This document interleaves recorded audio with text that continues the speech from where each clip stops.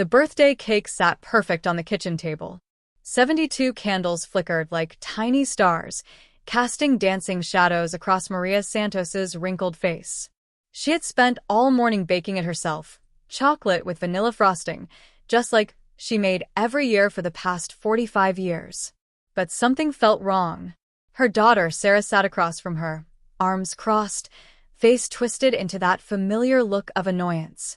The same look she'd worn since she was 16. The same look that made Maria's stomach twist into knots. "Make a wish, Mom," Sarah said, but her voice was cold. Empty. Like she was talking to a stranger. Maria closed her eyes and wished for the same thing she wished for every year, that her daughter would finally be happy. That all her sacrifices would finally be worth it. That Sarah would smile at her the way she used to when she was little. She blew out the candles.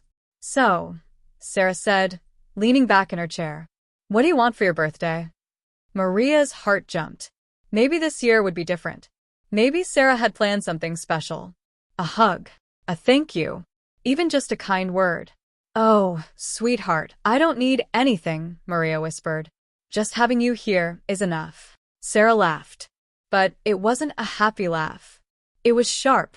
Mean. Like broken glass. "You know what the best birthday gift would be, Mom?" Maria leaned forward, hopeful. "What, dear?" Sarah looked straight into her mother's eyes.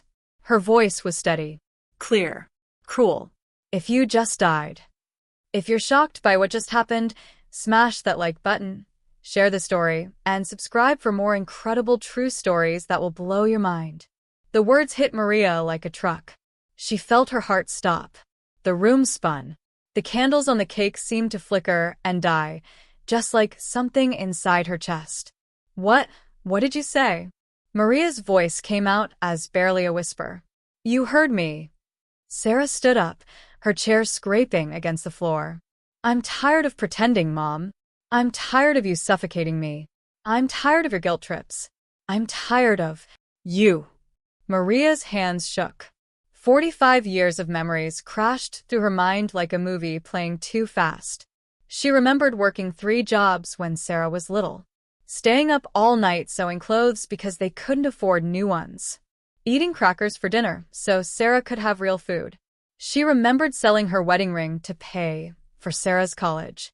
The ring her husband gave her before he died. The only thing she had left of him. She remembered the phone call when Sarah needed money for a house. "Please, Mom. We'll pay you back. I promise." $20,000 from Maria's retirement fund. Gone. The wedding. Another $15,000. "It's my dream wedding, Mom. You want me to be happy, right?" The baby clothes. The car payments. The emergency loans when Sarah's husband lost his job. The calculator in Maria's head started adding. 20,000. 15,000. 30,000 more. The college fund. 80,000. The business loan. 40,000. The medical bills. 25,000. $460,000. Her entire life savings. Every penny she had ever earned. Every sacrifice she had ever made. And now her daughter, her only child, her whole world, wished she was dead. "Sarah, I gave you everything," Maria said, tears streaming down her face. "Everything I had. And that's the problem." Sarah slammed her hand on the table. The cake jumped. "You made me feel guilty my whole life. Every dollar came with strings attached. Every gift came with your expectations. I never expected anything back." "Liar." Sarah's eyes blazed with anger. "You expected gratitude. You expected me to be your little puppet forever. You expected me to take care of you when you got old. Well, guess what? I don't want to." Maria felt something breaking inside her chest. Not her heart. That was already broken. Something deeper. Something that had been holding her together for 72 years. "I sacrificed everything for you," Maria said, her voice getting stronger. "My dreams. My happiness. My life. I never asked you to." Sarah grabbed her purse. "That was your choice. Your mistake. And now I'm stuck dealing with it forever." Sarah walked toward the door, then turned back one more time. "You want to know the truth, Mom? You're not a hero. You're not some saint who gave up everything for love. You're a manipulator who used guilt and money to control me. And I'm done." The door slammed so hard the windows shook. Maria sat alone in the silence. The birthday cake sat untouched. Candles melted into colorful puddles of wax. For the first time in 45 years, Maria Santos saw her life clearly. She had been a ghost, a shadow of a person. She had lived entirely for someone else, and that someone else hated her for it.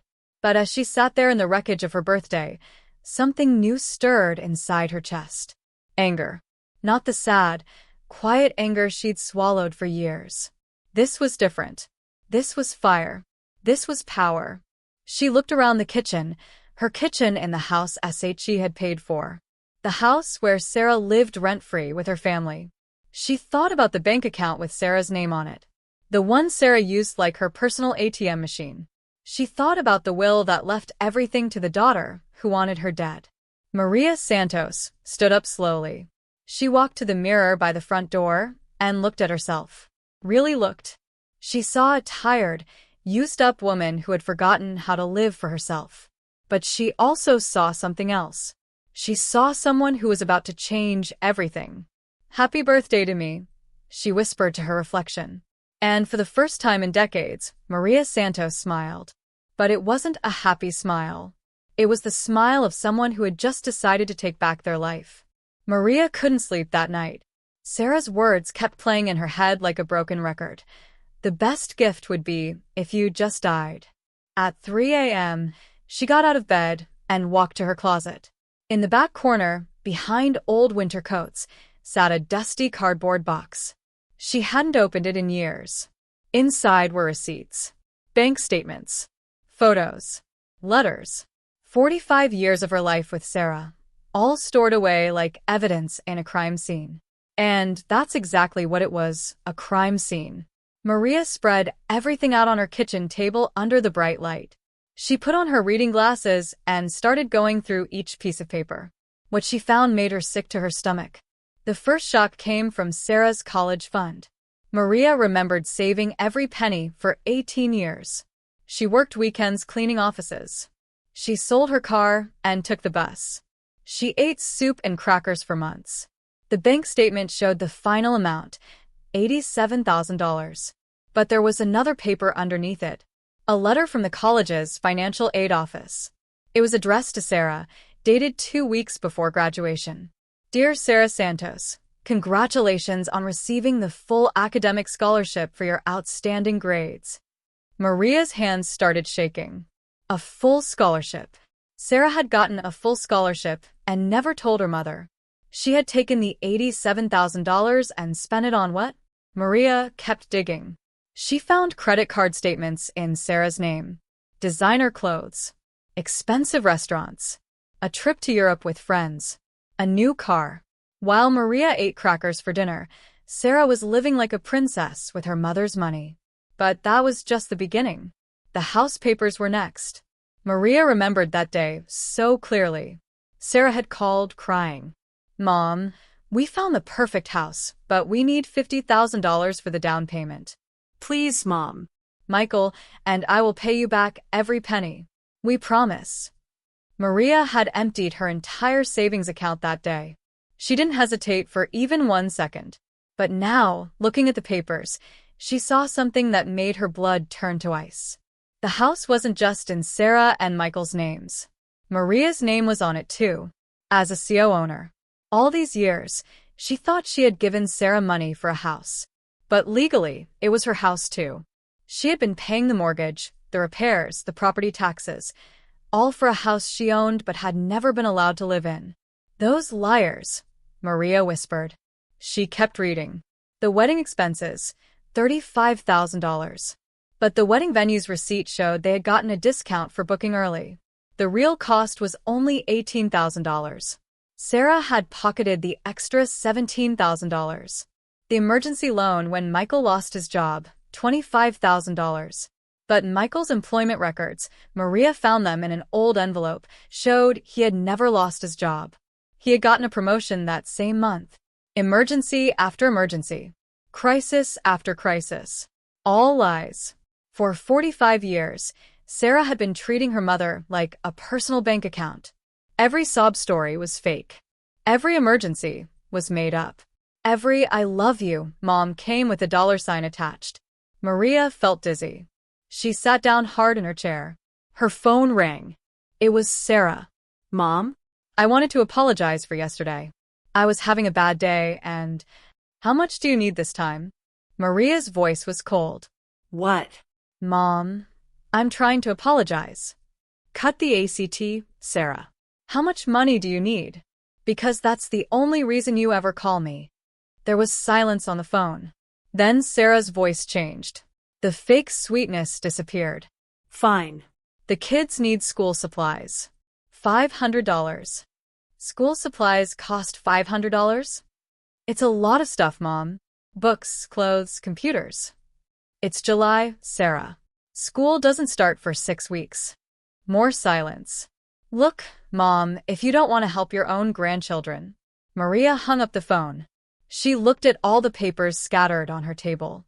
45 years of lies. 45 years of manipulation.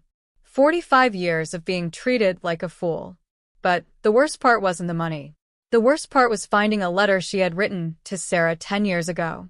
Maria had forgotten about it, but there it was in her own handwriting. My dear Sarah, I know I'm getting older, and I worry about being a burden to you. I've been putting money aside so when the time comes, I can take care of myself in a nursing home. I never want you to feel stuck taking care of me. All I want is to know that I was a good mother and that you're happy. Love always, Mom. Attached to the letter was Sarah's response. Don't be silly, Mom. You'll never be a burden. We're family. I'll always take care of you. P.S. Could you help us with a car payment this month? $800. Even when Maria was trying to be independent, Sarah found a way to ask for money. Maria stood up and walked to her computer. She had a decision to make.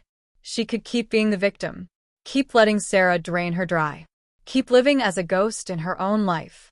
Or she could fight back. Maria opened her phone book and found the number she was looking for. Blake Carter, attorney at law. She had met Blake at a church function 2 years ago. He seemed honest. Kind. Not like the other lawyers who just wanted to take people's money. The phone rang twice. Carter Law Office, this is Blake. Mr. Carter? This is Maria Santos. We met at St. Mary's Church. I need your help. Of course, Mrs. Santos. What can I do for you? Maria looked at all the papers on her table. All the evidence of 45 years of lies. I need to know my rights. About my house. My money. My daughter. Are you in some kind of trouble? No, Maria said, and for the first time in years, her voice was strong. But someone else is about to be. Blake was quiet for a moment. Can you come to my office tomorrow morning? Bring all your paperwork. I'll be there. Maria hung up the phone and looked at herself in the dark window. The reflection looking back at her wasn't the same broken woman from yesterday. This woman had fire in her eyes. This woman was done being a victim. This woman was ready for war. Sarah had spent 45 years playing games with her mother's heart and wallet. But she had made one big mistake. She had forgotten that the woman who raised her was a fighter. The woman who worked 3 jobs and survived losing her husband and built a life from nothing. The woman who had just discovered she owned half the house her daughter lived in. The woman who was about to take back everything. Maria gathered up all the papers and put them in a neat pile. Tomorrow, she would learn exactly what weapons she had in this fight. And Sarah Santos was about to find out what happened when you pushed a mother too far. Blake Carter's office smelled like old books and coffee. Maria sat across from his big wooden desk, her box of evidence between them like a bomb waiting to explode. Blake was younger than she expected, maybe 45, with kind eyes behind wire glasses. He had spent 2 hours going through every paper, every receipt, every lie that Sarah had told. Mrs. Santos, he said finally, leaning back in his chair. In 30 years of practicing law, I have never seen financial manipulation this systematic. This calculated. What does that mean? Maria asked. Blake picked up the house papers. It means your daughter has been committing fraud. 4 decades. And the beautiful thing is, she documented most of it herself. He spread out 3 different documents on his desk. Look here. You're listed as co-owner of the house. That means you have every legal right to live there, sell it, or kick them out. Maria's heart jumped. Really? Really? But that's not even the best part. Blake smiled, and it wasn't a nice smile. It was the smile of a shark who just smelled blood in the water. Look at this bank account. He pointed to a statement Maria had brought. The joint account she had opened years ago so Sarah could help with her finances when she got older. Sarah has been using this account like her personal piggy bank. But legally, since your name is on it too, every withdrawal she made without your permission is theft. But I gave her permission. Did you give her permission to lie about emergencies? To steal scholarship money? To fake her husband's job loss? Blake's voice was gentle but firm. Mrs. Santos, you gave permission based on lies. That makes every transaction fraudulent. Maria felt something powerful growing in her chest. For 45 years, she had felt guilty about everything. Guilty for not giving enough. Guilty for wanting something back. Guilty for feeling hurt. But she wasn't the one who should feel guilty. Sarah was the criminal here. What can I do? Maria asked. Blake opened his laptop and started typing. We're going to use every legal weapon we have. And trust me, we have a lot of weapons. First, he said, counting on his fingers, we change your will. Right now, Sarah inherits everything when you die. We're going to change that. But she's my only child. Mrs. Santos, she told you she wished you were dead. Why would you leave your money to someone who wants you gone?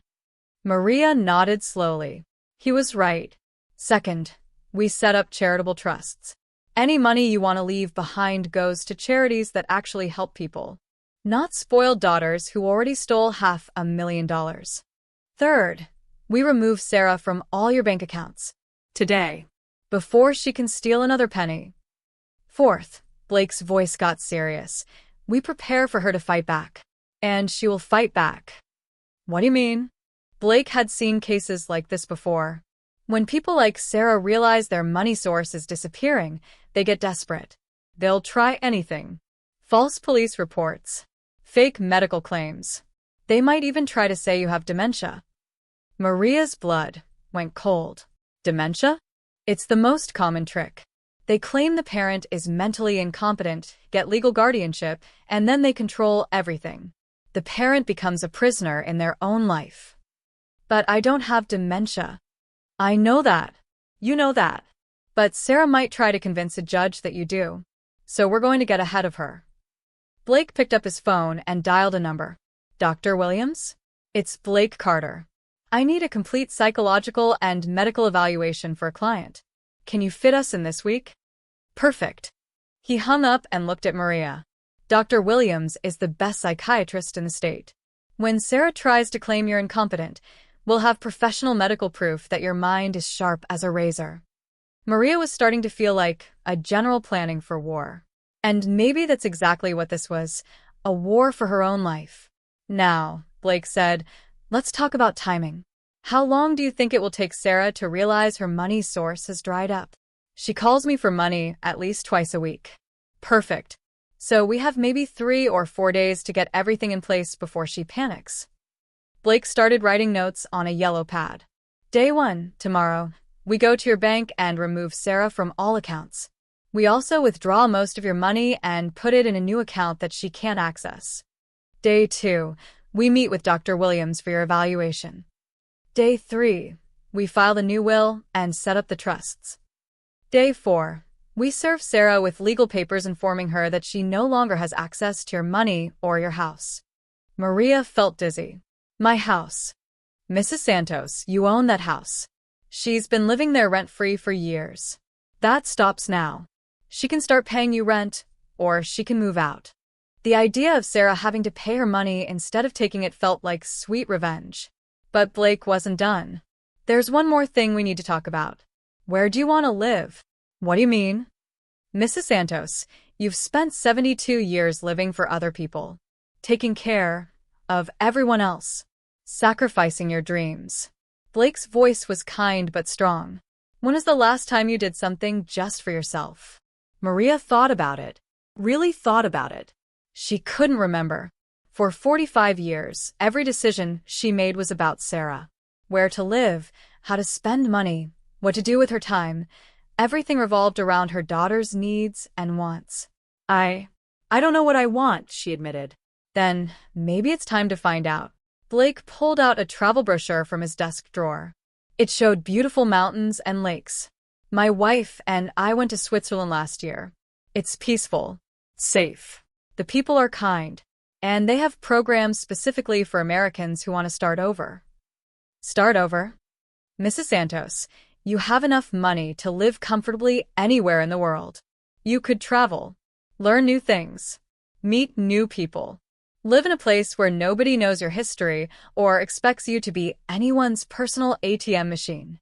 The idea was terrifying and exciting at the same time. But what about Sarah? My grandchildren? Blake's expression got serious. Mrs. Santos, let me ask you something. When was the last time Sarah called you just to say hello? Not to ask for money, just to talk. Maria thought and thought. She couldn't remember. When is the last time she invited you to spend time with your grandchildren? Not to babysit while she went out, but just to be with them? Again, Maria couldn't remember. The people who truly love you will support your happiness. The people who only use you will be angry when you stop letting them use you. Maria felt tears coming to her eyes. But they weren't sad tears this time. They were tears of freedom. So, what do I do? She whispered. Blake smiled. We give you your life back. That night, Maria sat in her kitchen with a cup of tea and a notebook. For the first time in decades, she was making plans that had nothing to do with Sarah. She wrote down everything she had always wanted to do, but never could. Learn to paint with watercolors. Take a cooking class. Learn a new language. Travel somewhere beautiful. Read books without interruption. Make friends who liked her for her, not her money. Tomorrow, the war would begin. But tonight, Maria Santos was planning her freedom. And in exactly 30 days, she would be gone. Sarah just didn't know it yet. Maria's hands shook as she folded her last sweater into the suitcase. 30 days had passed since her meeting with Blake Carter. 30 days of secret planning, legal papers, and quiet preparation. Today was the day. Her neighbor Elena knocked softly on the back door. Elena was the only person who knew Maria's plan. The only person Maria trusted completely. Are you ready, mi amor? Elena whispered in her gentle Spanish accent. I think so, Maria said, but her voice was shaking. Elena put her warm hands on Maria's shoulders. Listen to me. You are not abandoning anyone. You are saving yourself. There is nothing wrong with that. Maria nodded, but part of her still felt guilty. 45 years of guilt doesn't disappear overnight. What if I'm making a mistake?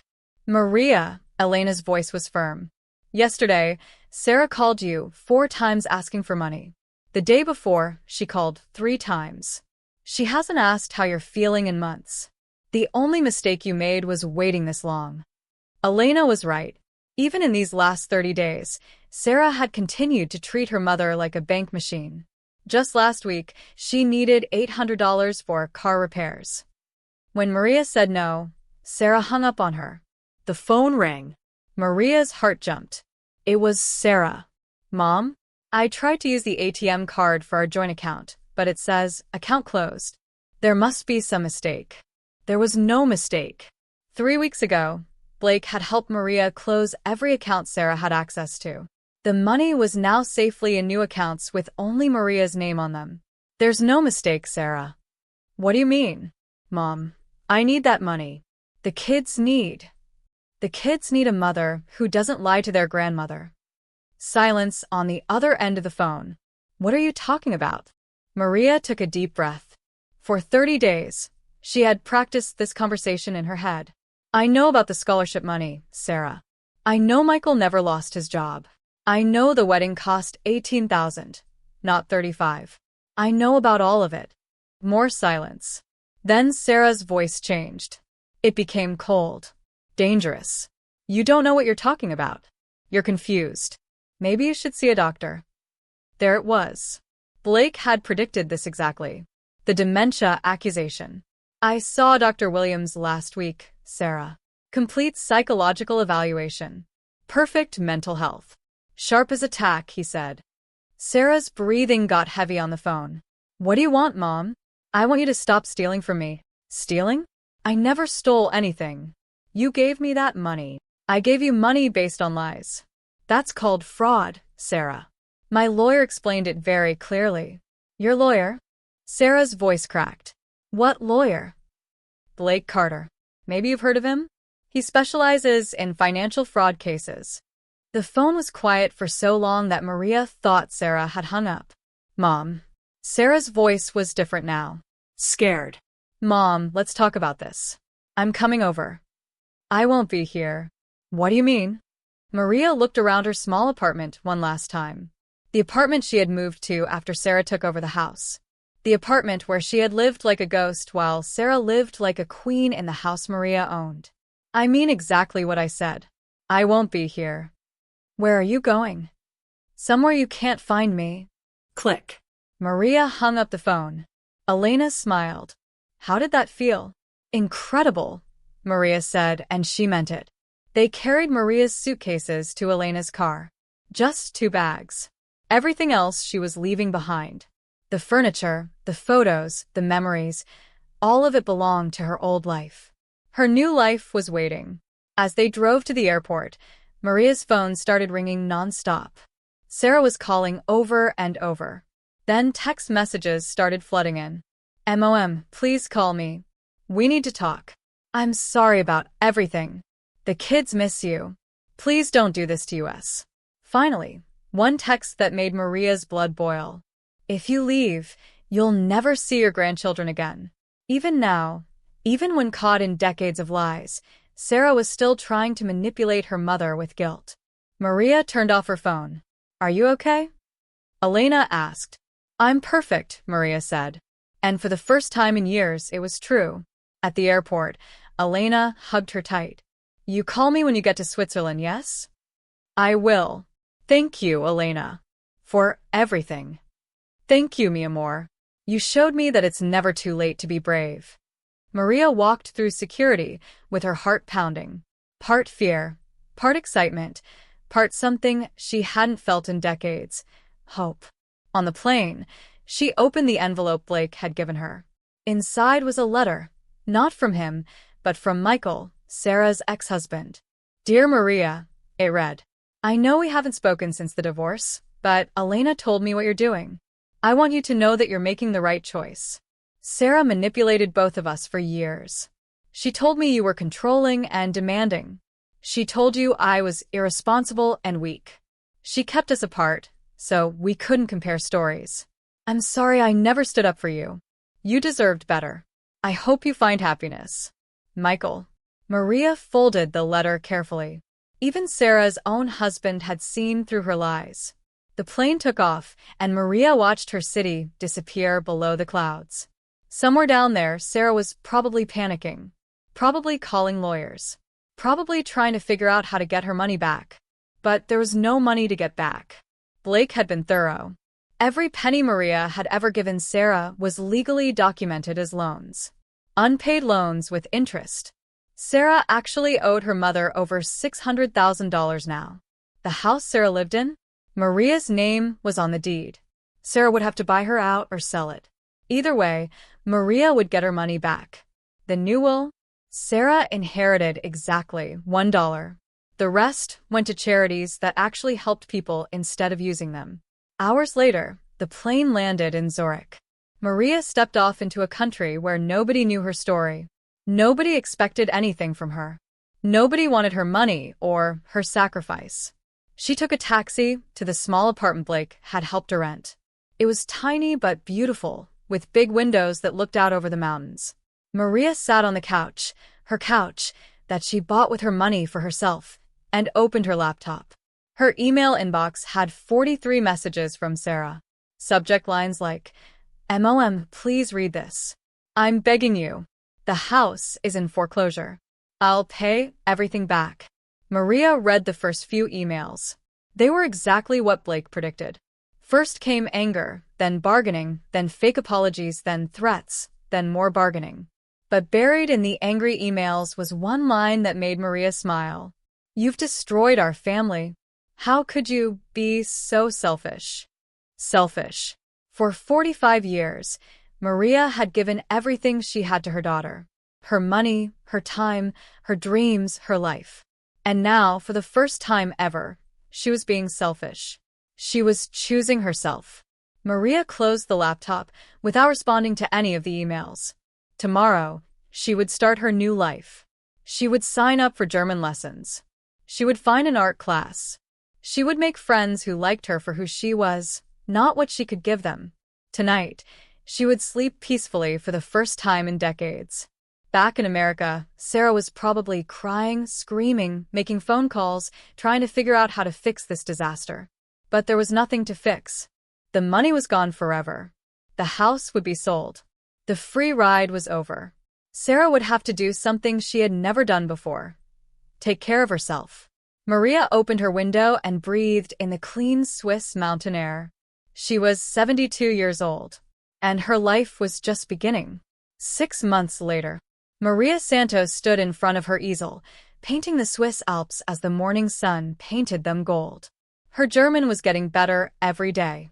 Her new friends from art class were coming for dinner tonight. And her bank account was growing instead of shrinking for the first time in 45 years. Her phone rang. It was Blake Carter calling from America. "Good morning, Maria. How's paradise treating you?" "Like a dream I never want to wake up from," Maria said, wiping paint from her hands. "What's the news from home?" Blake chuckled. "Well, your daughter has been busy." Over the past 6 months, Sarah had tried everything to get her mother's money back.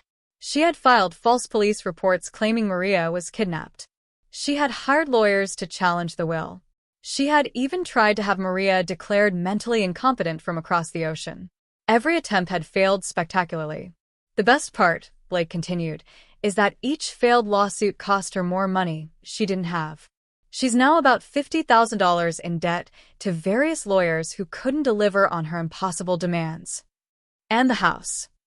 Sold last month. Since you own half of it, you got half the money.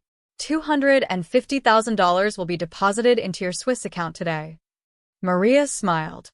The house that Sarah thought she owned had become Maria's biggest payday. "There's something else," Blake said, and his voice got serious. "I got a call from your grandson Tommy yesterday." Maria's heart jumped. Tommy was Sarah's oldest boy, now 19 and in college. "Is he okay?" "He's fine." "Better than fine, actually. He wanted me to give you a message." Blake paused. He said, "Tell Grandma that Mom lied to us about everything. She told us Grandma abandoned the family because she was selfish. But I did the math. Grandma gave us almost $500,000 over the years, and Mom never told us. We want to visit Grandma in Switzerland and apologize." Tears filled Maria's eyes. But they were happy tears. "Tommy found out because Sarah tried to get the kids to guilt trip you into coming back.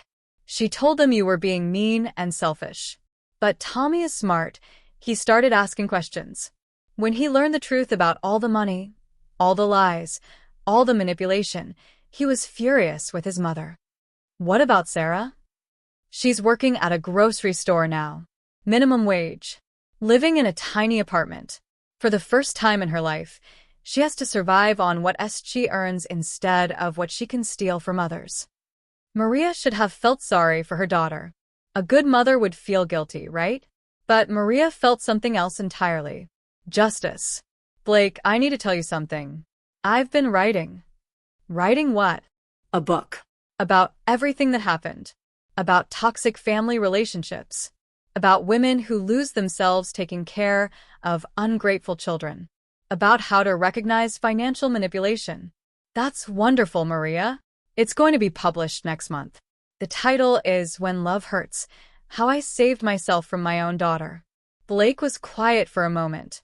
"Maria, do you realize what you've become?" "What do you mean?"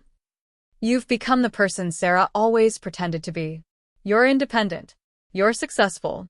You're helping other people. You're living your life on your terms." "I never thought of it that way." Sarah spent 45 years acting like a victim, so she could take your money. But you were the real victim, and now you're the real victor. After the phone call, Maria walked to her mailbox. Inside was a thick envelope from America. Her heart sank when she saw Sarah's handwriting. The letter was 12 pages long. Maria sat on her balcony, overlooking the mountains, and started reading. It began the way all of Sarah's communications began now, with desperation. Mom, I know you're angry, but please listen to me. I've lost everything. The house is gone. Michael won't talk to me. The kids barely speak to me. I'm working at a grocery store and can barely pay rent. I need help. Maria kept reading. I know I made mistakes, but I'm your daughter. Family is supposed to forgive each other. Family is supposed to help each other. You can't just abandon your own child. Then came the part that made Maria's blood boil. I've learned my lesson. I promise I'll pay you back every penny if you just help me one more time. I need $50,000 to get back on my feet. Then I'll never ask for anything again. Even now, even after losing everything, even after being exposed as a liar and manipulator, Sarah still thought her mother owed her money. Some people never change. Maria walked to her desk and pulled out a piece of beautiful Swiss stationery. She had something to say to her daughter. Something she should have said 45 years ago. Dear Sarah, she wrote. I received your letter asking for $50,000. Here is my response, no. For 45 years, I gave you everything I had. My money, my time, my dreams, my life. And you thanked me by wishing I was dead. You want to talk about family? Family members don't lie to each other for decades. Family members don't steal scholarship money.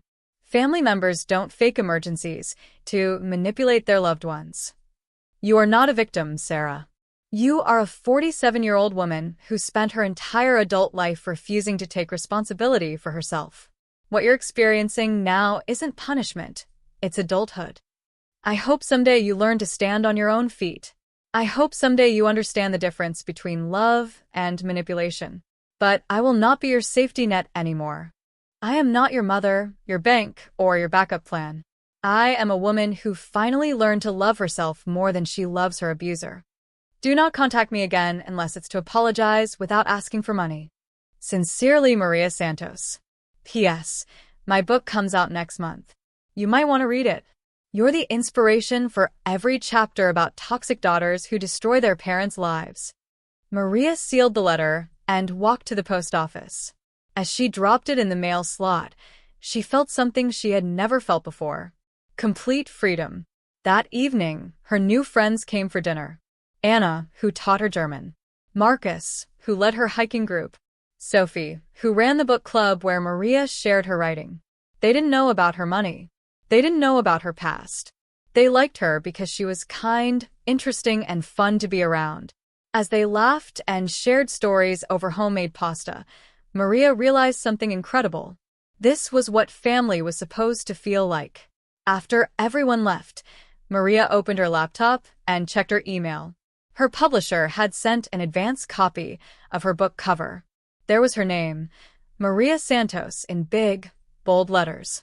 Below it was a photo of her, not the tired, beaten-down woman from a year ago, but the confident, radiant woman she had become.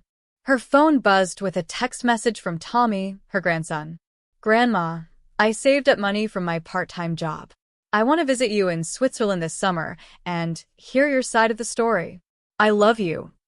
Maria smiled and typed back, I would love that, sweetheart. You can stay as long as you want. I have so much to show you. Outside her window, the Swiss Alps glowed in the moonlight. Somewhere across the ocean, Sarah was probably sitting in her tiny apartment, wondering how everything went so wrong. But Maria wasn't thinking about Sarah anymore. She was thinking about tomorrow, about her German lesson, about her painting class, about the women who would read her book and find the courage to save themselves. At 72 years old, Maria Santos had finally learned the most important lesson of all. The best revenge isn't getting even. The best revenge is living so well that your enemies become irrelevant. And Sarah? Sarah was now completely, totally, beautifully irrelevant. Maria turned off the lights and went to bed. Tomorrow would bring new adventures, new friends, new dreams. And for the first time in 45 years, those dreams belonged entirely to her. If this story moved you, smash that like button and share it with every woman who needs to hear this message. Subscribe for more incredible true stories about people who found the courage to take their lives back. Remember, it's never too late to choose yourself. It's never too late to set boundaries. It's never too late to start over. What would you do in Maria's situation? Tell us in the comments below. And if you're dealing with toxic family members who treat you like an ATM machine, remember Maria's words. I am not your bank, your backup plan, or your safety net. I am a person who deserves love without conditions. Like if you agree. Share if you know someone who needs to hear this. And don't forget to subscribe for more life-changing stories every week.